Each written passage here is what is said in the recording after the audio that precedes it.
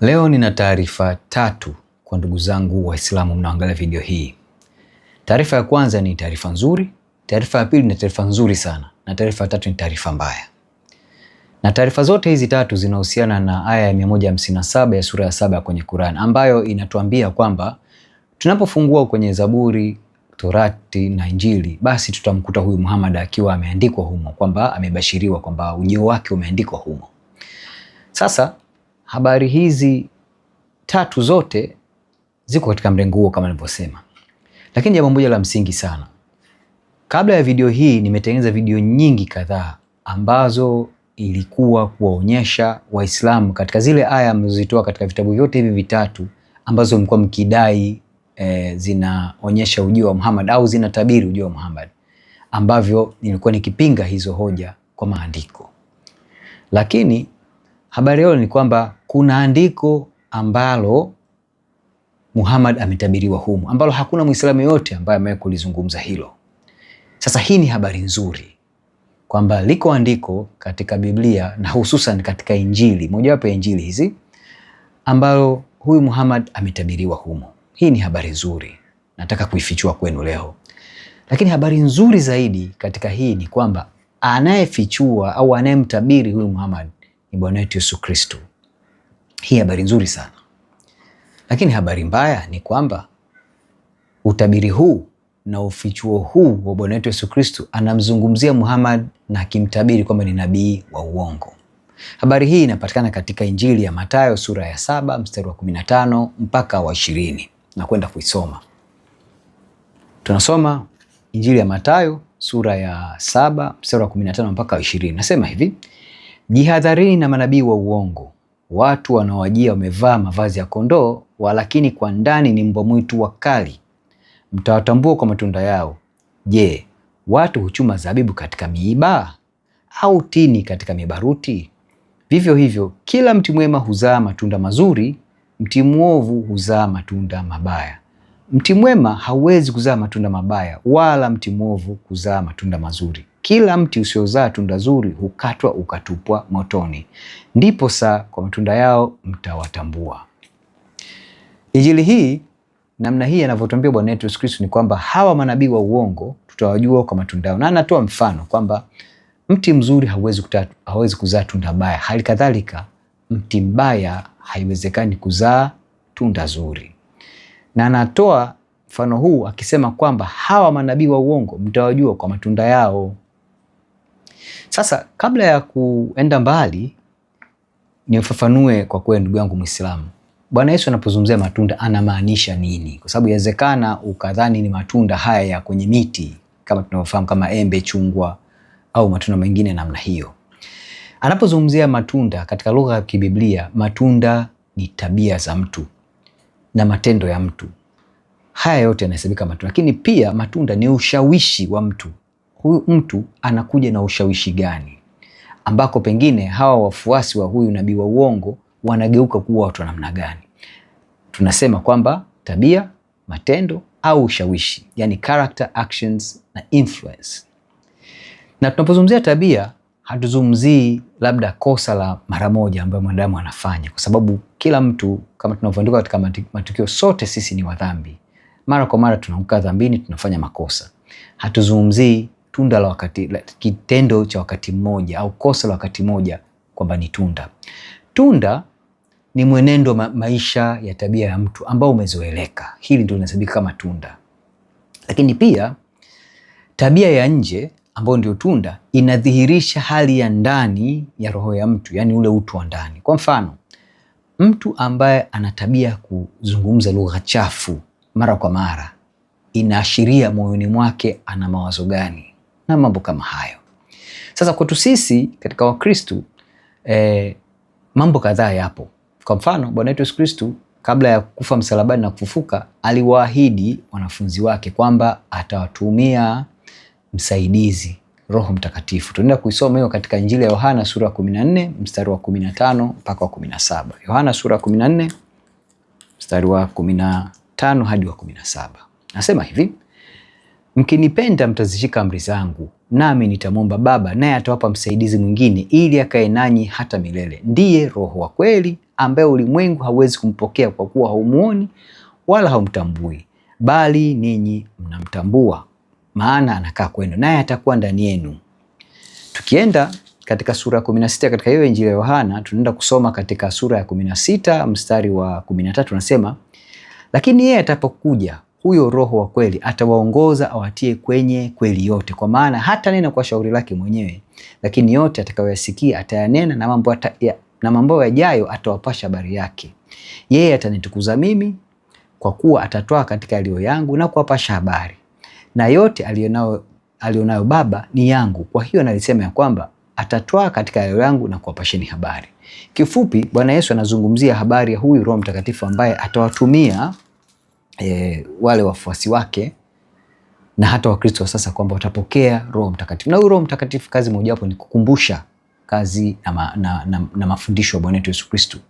Lakini huyu Roho Mtakatifu pia anazaa matunda, anawezesha Wakristo kuzaa matunda. Matunda haya yanaelezewa vizuri sana katika kitabu cha Wagalatia sura ya 5.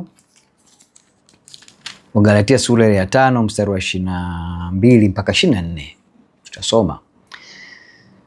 Lakini tunda la Roho ni upendo, furaha, amani, uvumilivu, utu wema, fadhili, uaminifu, upole, kiasi. Juu ya mambo kama hayo hakuna sheria. Na hao walio wa Kristo Yesu wameusulubisha mwili pamoja na mawazo yake mabaya na tamaa zake. Mstari wa 25 unasema, tukiishi kwa Roho na tuenende kwa Roho. Ndivyo Bwana Yesu anavyotuambia hivyo kupitia mtumishi wake Paulo. Kwa hiyo tunaona Bwana Yesu akiahidi Roho Mtakatifu, ambaye Roho Mtakatifu anakuja na haya matunda kwa sisi tuna matunda 9 ya Roho Mtakatifu, ambapo Mkristo unapompokea Bwana Yesu na kumkubali, Roho Mtakatifu anakaa ndani mwako, na kwa kupitia nguvu za uwezo wa huyu Roho Mtakatifu ndipo mwanadamu anaweza kuwa utu wake wa ndani unabadilika. Badala ya kuwa mtu wa dhambi na kuwa mtu muovu na mtu wa hovyo, huyu Roho anamwezesha kuwa na matunda haya: upendo, furaha, amani, uvumilivu, utu wema, fadhili, uaminifu, upole na kiasi. Sasa tunapokwenda kuchunguza maisha ya Muhammad, tunakuta huyu mtu matunda yake yanafanana kabisa na yale matunda aliyosema Bwana wetu Yesu Kristo wakati anazungumza kuhusu nabii wa uongo, kwamba anasema tutamjua kwa matunda yake. Na tunaona hiyo tunapokwenda katika kuangalia katika hadithi, sira, tunakuta tabia za Muhammad, matendo mengi na maneno mengi ambayo Muhammad alikuwa akiyafanya na kuyasema, na hata matendo haya pia yamekwenda mpaka kwa wafuasi wake wa Muhammad mpaka leo hii. Kwa mfano, tukienda katika Qur'ani sura ya 8 mstari wa 41, wakati huo Muhammad alishushiwa aya au aliteremshia aya ambayo katika vita vyote vilivyopigana 20% ya zile ngawira au zile mali zilizoporwa katika vita ilitakiwa iwe kwa ajili yake na familia yake, lakini akaongeza maskini na yatima, lakini ni kwamba 20% ilikuwa inakwenda kwake na kwa familia yake. Muhammad alikuja kuwa mtu tajiri sana kwa sababu hii, na ndio maana aliweza kuoa na wake wasiopungua 11 kwa wakati mmoja. Hakuna mtu ambaye anaweza kuwa na wake 11 akiwa maskini. Na utajiri mkubwa uliotokana na Muhammad na uwezo huu wa kumiliki na kuhudumia wake 11 ilitokana na haya mapato ambayo alipata kutoka katika vita hivi alivyovisababisha.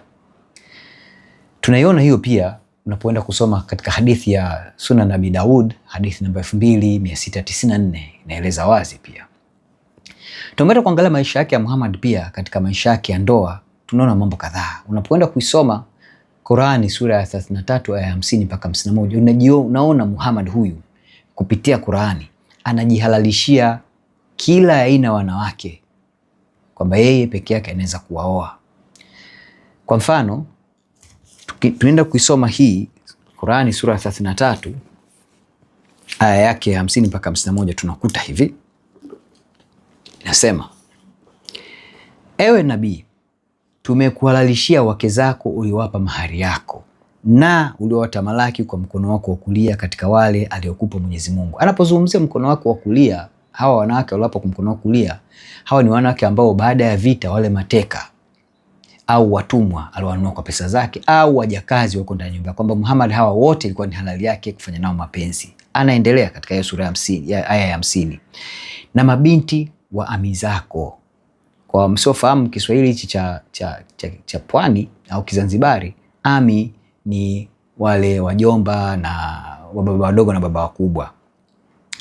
Na mabinti wa shangazi zako, na mabinti wa wajomba zako, na mabinti wa dada za mama zako waliohama pamoja nawe. Na mwanamke Muislamu akijitoa mwenyewe bure kwa mtume, kama mwenyewe mtume akitaka kumuoa, ni halali kwako tu, si kwa Muislamu mwingine. Bila shaka tumekwisha bainisha tuliwafaridhia wao katika wake zao na wanawake aliowatamalaki mikono yao ya kulia, ili isiwe dhiki kwako. Na Mwenyezi Mungu ni mwingi wa kusamehe, mwingi wa kurehemu. Hapa tunaona mpaka wa Muhammad kuoa unapanuliwa sana. Wake za wajomba, wake za mashangazi, wake za mama zake wadogo, mama zake wakubwa, hata wanawake wengine wa Kiislamu ambao watajitoa kwake ni halali. Unapokwenda kusoma katika aya ya 51 inasema, umuhairishe umtakaye miongoni mwao na umsogeze umtakaye, na kama ukimtaka yule uliyemtenga basi si vibaya kwako. Kufanya hivi kutapelekea yaburudike macho yao, wala wasihuzunike, wawe radhi juu ya kile unachowapa wao wote. Na Mwenyezi Mungu anajua yaliyomo nyoyoni mwenu, na Mwenyezi Mungu ni mjuzi mpole. Hili ni mojawapo ya tunda la Muhammad. Huyo mtu alikuwa ametawaliwa sana na mambo ya mapenzi na ngono, na tunaona namna gani mpaka wake katika ndoa unakwenda. Sasa ukilinganisha aya hii nilivyokusomea na huyu Muhammad anavyojiondolea mipaka ya wake kuoa, Muhammad anakwenda kinyume kabisa na mafundisho tunayoona katika, kwa mfano, Bwana wetu Yesu Kristo anafundisha katika Mathayo sura 19 mstari wa 3 mpaka wa 6. Halikadhalika unaona jinsi gani Mungu wakati anaumba kusudio lake lilikuwa mke mmoja na mume mmoja. Tunaona hiyo katika Mwanzo sura ya 2 mstari wa 24. Na Bwana Yesu anapozungumza katika Mathayo 19 ile aya ya 3 mpaka ya 6 anazungumzia hilo. Hata mambo ya talaka pia anasema ilikuwa si sawa. Musa aliruhusu tu kwa sababu ya ugumu wa hawa Waisraeli. Jambo jingine naenda kuliona kwa Muhammad, kuna kisa cha mwanamke mmoja ambaye alikuwa anaitwa Zainab. Zainab huyu alikuwa ni mke wa mtoto wa kupanga wa Muhammad. Nasema mke wa adopted son wa Muhammad, ambaye huyu kijana alikuwa kinaitwa Zaid. Muhammad alimuona huyu mwanamke akamtamani sana. Ikafikia kwamba huyu Zaid akampa talaka na Muhammad akamuoa. Hichi kisa kilileta manunguniko mengi sana. Kisa hichi unaweza kukiona katika Qur'an katika sura ya 33 aya 37 mpaka 39, mpaka Muhammad anashusha aya kuhalalisha tendo hili. Na unapoenda kusoma katika kisa hichi unagundua pia Muhammad katika kumuoa Zainab alikuwa amevunja amri ya 10 ya Mungu, ambayo ilikataza mambo mawili: kutamani mke wa jirani au mke wa mtu mwingine. Kwa Muhammad alisababisha ndoa ya Zainab na Zaid kuvunjika, ikisha akaenda kumchukua Zainab akamfanya mke wake. Na huyu Zainab alikuja akajisifu kwamba ndoa ya wengine wote ilifanywa kwa dunia, lakini ndoa yake yeye ilifungwa peponi na Allah mwenyewe. Haya ndio kwa majigambo ya Zainab kwa wake zake, kwa wake wenza wake. Kisa kingine tunakuja kukiona cha ndoa ya Muhammad kwa binti mdogo anayejulikana kama Aisha. Muhammad alimuoa binti akiwa na miaka 6 na akaingia naye kimapenzi huyu binti akiwa na miaka 9, akiwa bado hajavunja ungo binti huyu. Kisa hiki unakiona katika Sahih Bukhari hadithi namba 5133, Sahih Bukhari namba 6130, unaisoma pia katika Sahih Muslim hadithi namba 1422a na 2440a. Kisa hiki na vingine vinafanana hivi vilipelekea hata swala la namna gani mwanamke wa Kiislamu anaolewa kukawa hakuna mpaka wa umri wala swala la kuvunja ungo au tunasema kupata hedhi au kupata baleghe. Unaiona hiyo katika Qur'ani sura ya 65 mstari wa 4. Hii ni sura ya talaka. Nakwenda kukusomea sura 65 aya ya 4. Inasema hivi: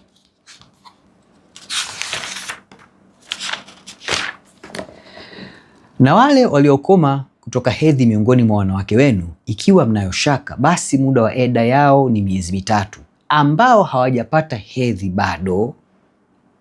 Na wanawake wenye mimba eda yao ni mpaka samahani, naomba nirudie.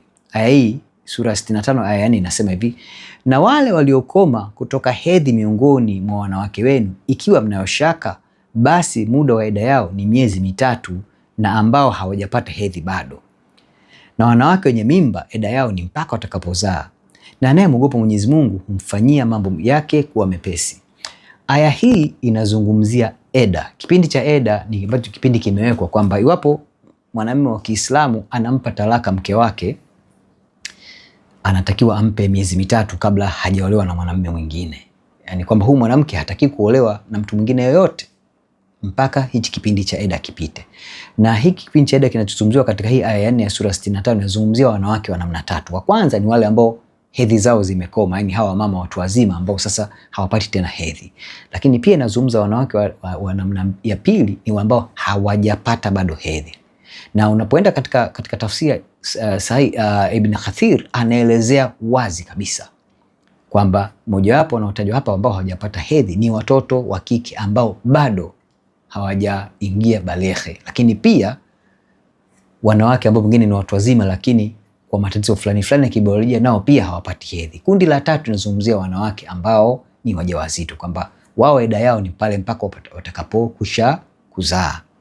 Maana yake nini? Kwamba katika Uislamu kupitia mafundisho ya Muhammad na matendo yake, huyu anakwenda kumuoa Aisha, anafungua mlango kwa Waislamu kuoa mabinti wadogo ambao hata hawajapata baleghe. Si tu kuoa, unaweza kumuoa binti huyu akiwa binti mdogo, mtoto mdogo tuseme, na pia ukampa talaka.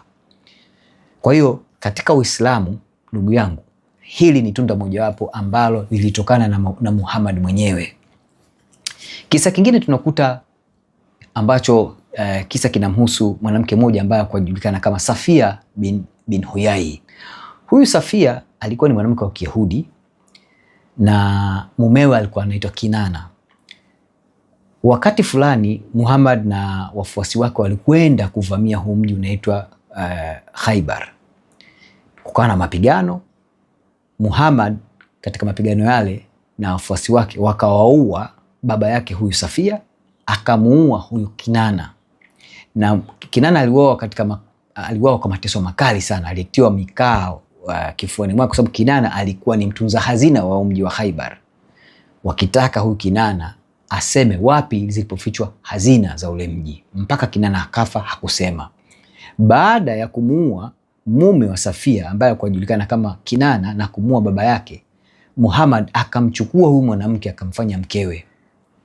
Kabla ya hapa kumchukua Muhammad, huyu mwanamke alikuwa ameshapewa kwa mtu katika sahaba yake moja ambaye alikuwa anajulikana Dihya al-Kalbi, lakini Muhammad akapindua akasema huyu wangu mie, akamchukua akamfanya mkewe. Kisa hiki pia unakisoma katika Sahih Bukhari hadithi namba 5159, ambacho pia unaipata katika mlolongo wa vitabu vya Bukhari kitabu namba 67 hadithi namba 94. Hii inafungua mlango ambako unapokwenda kusoma Qur'ani pia unakuta kwamba Waislamu mpaka leo, iwapo kunatokea mapigano baina ya Waislamu na wasio Waislamu, Waislamu wanaruhusiwa kuchukua wanawake wa wale watu watakaowashinda katika vita, hata kama ameolewa, na kufanywa kwamba wake zao na kuwaingilia, hapakuwa na mpaka. Jambo jingine tunaliona, Muhammad kwa mfano anaidhinisha watumwa wa Waislamu wapigwe ikiwa watapatikana katika wamezini. Kumbuka, mtumwa wa mwanamume wa Kiislamu ni halali kwa mwanamume wa Kiislamu kumwingilia kimapenzi hata kama hajamuoa, na si dhambi kwake. Lakini wapo huyu Muislamu atagundua huyu mwanamke amezini, basi huyu mwanamke atapigwa, anatakiwa kuadhibiwa kwa kupigwa. Tunaiona hiyo katika hadithi katika mkusanyo wa Mishkat al-Masabih hadithi namba 3564. Inapatikana pia katika kitabu cha 17 cha Mishkat al-Masabih hadithi namba 10. Mojawapo ya visa vingine ambavyo vilisumbua sana wake za Muhammad ni kisa cha mwanamke mmoja ambaye alikuwa anajulikana kama Maria al-Kibtia. Maria huyu alikuwa ni mtumwa wa Muhammad, na Muhammad alifumaniwa na mke wake ajulikanaye kama Hafsa akifanya mapenzi na huyu Maria al-Kibtia mara kadhaa. Na Hafsa pamoja na na Aisha walinung'unika sana kuhusu kisa hiki. Tunakiona kisa hiki katika Sunan al-Nasai hadithi namba 3959 au katika mkusanyo wa vitabu vya Sunan al-Nasai kitabu namba 36 hadithi namba 21. Kisa kingine kinachoonyesha tabia za Muhammad ambao ni matunda yake haya. Muhammad aliamuru watu wote walikuwa wakimkejeli wauawe, au waliomkejeli au waliombeza. Kwa mfano mzuri ni mtu mmoja ambaye alikuwa akimkejeli Muhammad, alikuwa akijulikana kama Ka'b bin al-Ashraf. Utasoma kisa hiki katika Sahih Bukhari hadithi namba 4037. Kitabu cha 64 cha Sahih Bukhari hadithi namba 84 pia kinaelezea kisa hiki. Unaweza kusoma kisa hiki pia katika Ibn Ishaq na Ibn Hisham katika hizi sira za Muhammad, kwamba Muhammad anaamuru kuua watu wanaomkejeli, kwamba huyu Muhammad hakuwa na uvumilivu wa kukejeliwa. Kumbuka unapoangalia tofauti hapa, Bwana Yesu alikejeliwa, alitukanwa, alitemewa mate, lakini alikaa kimya mpaka kasulubiwa msalabani. Na hata anapokuwa msalabani bado anamuomba Baba yake mbinguni awasamehe. Lakini Muhammad yeye hata kukashifiwa au kubezwa tu ilikuwa ni kifo. Na mpaka sasa unapomkashifu Muhammad, Waislamu wana haki ya kumuua. Kwa mfano leo hii mimi hapa namzungumzia habari ya Muhammad, watu wengine wanaweza kutafsiri haya ninayosema kama ni kejeli, na wanaweza wakaamua hilo, lakini si neno. Ukweli lazima usemwe, ndugu yangu Uislamu. Haya ni matunda ya Muhammad. Jambo jingine tunaliona, kuna mwanamke, kisa kimoja ambacho mwanamke mmoja ambaye alizini akaenda kufanya toba kwa Muhammad kuhusu kosa lake la kuzini. Badala yake Muhammad akampiga mawe yule mwanamke mpaka akafa. Kisa hiki kinasomeka katika hadithi kutoka katika mkusanyo wa Sunan Ibn Majah hadithi namba 2555 au katika mkusanyo wa Sunan Ibn Majah hadithi kitabu cha 20 hadithi namba 23. Utaona kisa hiki. Sasa unapolinganisha hapa, kwanza huyu mwanamke alikwenda kutubu kwa Muhammad. Badala ya kupata toba na msamaha kuombewa kwa Allah, badala yake Muhammad anampiga mawe mpaka anakufa. Sasa linganisha na kisa cha Bwana wetu Yesu Kristo ambako Wayahudi walimkamata mwanamke fulani katika kisa kinachofanana naye. Tofauti ni hapa, huyu mwanamke katika kisa cha Muhammad, huyu alikwenda kuomba toba. Huyo Bwana Yesu Kristo alikamatwa na Wayahudi akapelekewa Bwana Yesu Kristo akiambiwa kwamba toa hukumu, kwamba Musa alisema watu wa namna hii tuwapige mawe mpaka kufa. Bwana Yesu aliwauliza maswali ya kadhaa. La kwanza aliwauliza, mwenye asiyekuwa na dhambi awe wa kwanza kumtupia mawe. Baada ya wale watu waliokusanyika pale kujikagua kila mmoja na msemo wake, kujigundua na wao wote wana dhambi, wakaondoka wakamwacha mwanamke peke yake. Baadaye Bwana Yesu akamwambia, wako wapi wale waliokushtaki? Mwanamke akasema ameondoka. Bwana Yesu akasema, nami pia sikuhukumu, nenda usitende tena dhambi. Maana yake Bwana Yesu alimsamehe dhambi na alimruhusu aondoke. Tofauti kubwa kabisa. Kisa kingine tunakiona, Waislamu wanatufundisha kwamba ili upate kuoa wake wengi lazima uwapende wote sawa sawa na wafanyie sawa sawa. Na Muhammad alifundisha, lakini unapokwenda kusoma maandiko na hadithi za Muhammad na sira yake, hakuna ukweli. Muhammad alimpendelea Aisha kuliko wanawake wote, na kulikuwa na manunguniko kwa wake wengine juu ya Aisha. Kisingizio chokitoa Muhammad ilikuwa ni kwamba anampa Aisha upendeleo kwa sababu ni kitanda cha Aisha tu ambako alikuwa akienda akilala kwa Aisha anapata wahai, yani anapata mafunuo. Unakisoma kisa hiki katika Bukhari hadithi namba 2581 au kitabu cha 51 cha Bukhari hadithi namba 16.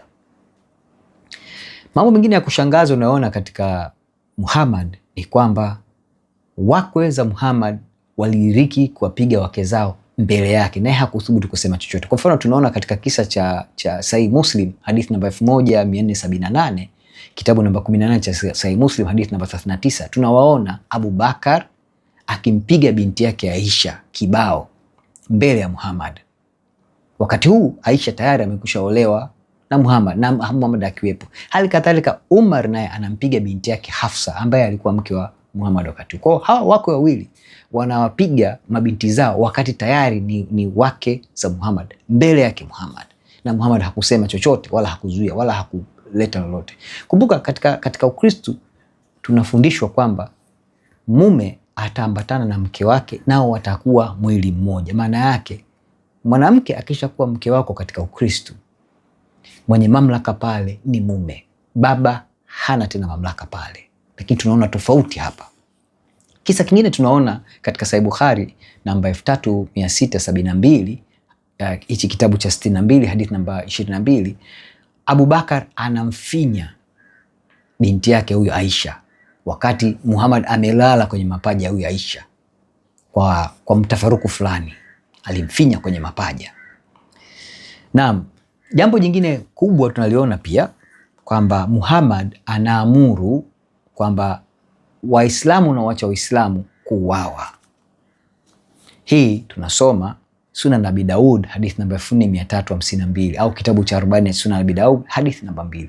Haya ni mambo mengi mengine mengi. Tunaona hizi tabia za Muhammad ndizo ukizichunguza unagundua huyu mtu matunda yake yalikuwa ni matunda mabaya. Na hata sasa tukichunguza mpaka leo kwa Waislamu ambao ndio matunda ya Muhammad mojawapo. Maana hii ni influence ya Muhammad, kama nilivyosema, ushawishi wake Muhammad ndio unapelekea watu wake wawe hivyo. Tunaona duniani kote mambo mbalimbali ambayo hayasemeki, ambayo Waislamu wanayafanya kwa kisingizio cha kufuata mafundisho ya Muhammad. Mfano mzuri, wiki 2 zilizopita kulikuwa kuna tukio lililotokea Kenya. Mwanamume mmoja mwenye miaka karibia 50 kama hakuzidi, alikamatwa akiwa amemuoa binti wa miaka 12. Na wakati anakamatwa binti alikuwa ameshafikisha miaka 14 na alikuwa ameshapata ujauzito. Na visa hivi ni vingi sana. Na yeye huyu bwana alikuwa akisema wazi ilikuwa ni halali kwake kwa sababu katika Islam imehalalishwa hili jambo. Kwa hiyo yote haya tunaona kabisa kwamba Bwana yetu Yesu Kristo alimtabiri huyu Muhammad kwamba huyu ni mmojawapo wa manabii na makristo wa uongo ambao tutawajua kwa matendo yao, kama nilivyokusomea pale katika Injili ya Mathayo sura ya 7 mstari wa 15 mpaka 20. Kwa hiyo ndugu yangu Muislamu, kwa ambaye unamtafuta Muhammad katika vitabu hivi vya Injili, Torati na na vitabu vingine, hii ni sehemu mojawapo ambayo Muhammad anatabiriwa na anafiti vizuri kabisa kwamba huyu Muhammad alitabiriwa na Bwana wetu Yesu Kristo, lakini hakutabiriwa kama nabii wa kweli bali nabii wa uongo. Kwa sababu Bwana wetu Yesu Kristo anatueleza wazi dalili au ishara ambazo zitaambatana na huyu nabii wa uongo, kwamba ni mbwa mwitu mkali na matunda yake yatajulikana, na kwa kuwa huu ni mti mbaya hauwezi kuzaa matunda mema. Huu ndio ukweli ndugu yangu Muislamu. Najua unaweza kuhisi labda na dhihaki, lakini ukweli lazima useme. Muhammad ni nabii wa uongo na matunda yake haya kwa mujibu wa Bwana wetu Yesu Kristo yako wazi, kama nilivyotoa mifano chungu mzima hapa kwa kupitia hadithi na Qur'ani. Kazi kwako kwenda kufanya utafiti na kuthibitisha haya. Nikwambie tu tunao mfano ulio bora. Mfano huu uko kwa Bwana wetu Yesu Kristo. Hata katika Qur'ani, japo sisi wa Kristo hatuamini kwamba Isa bin Maryam anayezungumziwa katika Qur'ani ni huyu Yesu Kristo wa Nazareth, lakini hata unapoenda kusoma katika Qur'ani, huyu Isa bin Maryam hakutenda dhambi. Alikuwa mtu mkamilifu. Ukisoma Qur'ani unaona Muhammad akisema kwamba yeye hata katika hadithi alikuwa anatubu walau mara 70 hata 100 kwa siku. Jinsi gani alivyokuwa ni mtu wa dhambi, kiasi kwamba anahitaji kutubu, kufanya toba walau mara 70 kwa siku. Hii inaonyesha ni namna gani huyu mtu alikuwa katika tabia zake na utu wake wa ndani ulivyokuwa. Bwana wetu Yesu Kristo ni mtu mkamilifu sana. Hata katika Qur'an hakutenda dhambi. Alikuwa mtu anaweza kutenda miujiza mingi sana. Na ndio maana anatuambia, njooni mkajifunze kwangu, kwa kuwa mimi ni mpole na mnyenyekevu wa moyo, na mtapata raha nafsini mwenu. Haya ndio anatufundisha Bwana Yesu Kristo. Kama tunataka kupata raha nafsini mwenu, tumuige yeye. Tusiige hii mifano ya Muhammad, ni hatari. Na matokeo ya kumwiga Muhammad ni kuingia katika upotevu na kupoteza nafsi yako milele yote na kuanguka katika ile ziwa kuu na hukumu ya milele ya kuingia jehanamu. Bwana Yesu anatuambia wazi, kwa kuwa ni mkamilifu, anasema ndio maana yeye anakidhi vigezo vya kuwa yeye kwa ni njia ya kuwa na kweli, na ndio anaweza kutupa uzima. Na hakuna anaweza kufika mbinguni isipokuwa kwa njia hii tu ya Bwana Yesu Kristo. Chunguza mambo haya ndugu yangu Muislamu. Fanya maamuzi leo, upone nafsi yako.